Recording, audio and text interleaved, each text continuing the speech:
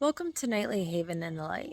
This is the corner of Nightly Haven where we set aside mysteries, the folklore, and the unknown, and instead we step directly into the presence of the one who is the light. Tonight I want to speak to the hearts that may feel weary, to the people who feel like outsiders, or to a world that doesn't quite understand them. Tonight I want to speak to the chosen ones. Because being a chosen doesn't always feel glamorous. It doesn't always feel powerful. Sometimes it feels lonely. Sometimes it feels like carrying a secret burden. But tonight, I want to remind you your calling, your identity, your purpose are not rooted in how the world sees you, but in how God chose you. Let's start with Jesus' words in John 15:16. You did not choose me, but I chose you and appointed you that you should go and bear fruit and that your fruit should remain. Think about this. Before you ever thought of him, he thought of you. Before you reached him, he was already reaching for you. To be chosen means to be set apart. It means God saw something in you the world may never see. And the truth is, he doesn't choose the qualified. He qualifies the chosen. Let's talk Moses. When God called him from the burning bush, Moses didn't leap with excitement. He didn't say, "Finally, my big moment." No, he said, "Who am I that I should go?" And even told God, "I can't speak well. Send someone else." Moses felt unqualified, and yet God had chosen him to lead an entire nation out of slavery.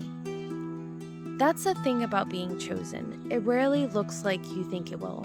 It often shows up when you feel the least ready. But God doesn't need perfect vessels. He needs willing ones. And then there's David.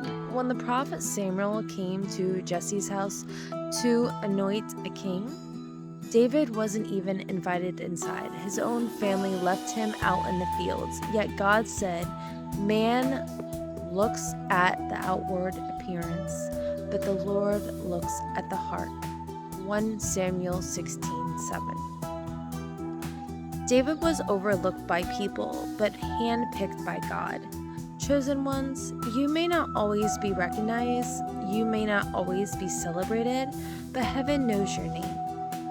And then there's Esther, my favorite young woman, orphaned, raised in exile, not likely candidate for greatness, and yet she was chosen to become a queen. More than that, she was chosen to save her people.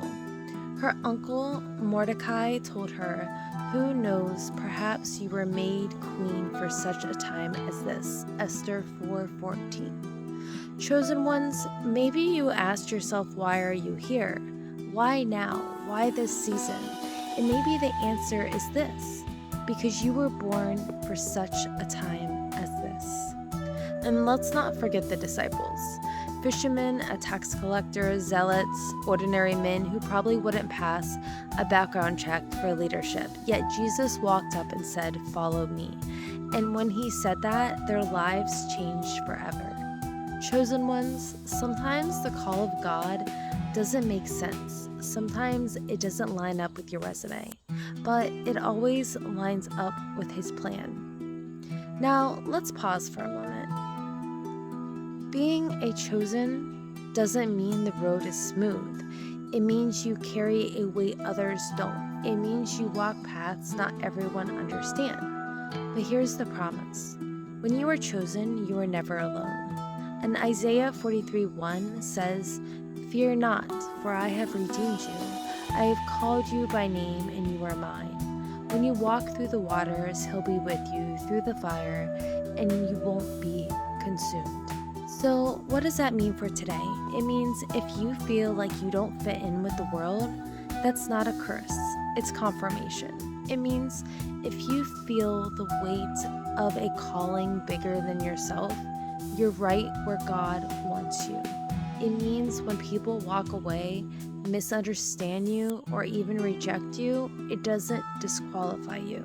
because chosen ones aren't approved by man, they are appointed by God. Jesus said in Matthew 5:14, "You are the light of the world. A city on a hill cannot be hidden." Chosen ones are light bearers, and light doesn't need to be fight to be seen. It is simply shines and darkness flees.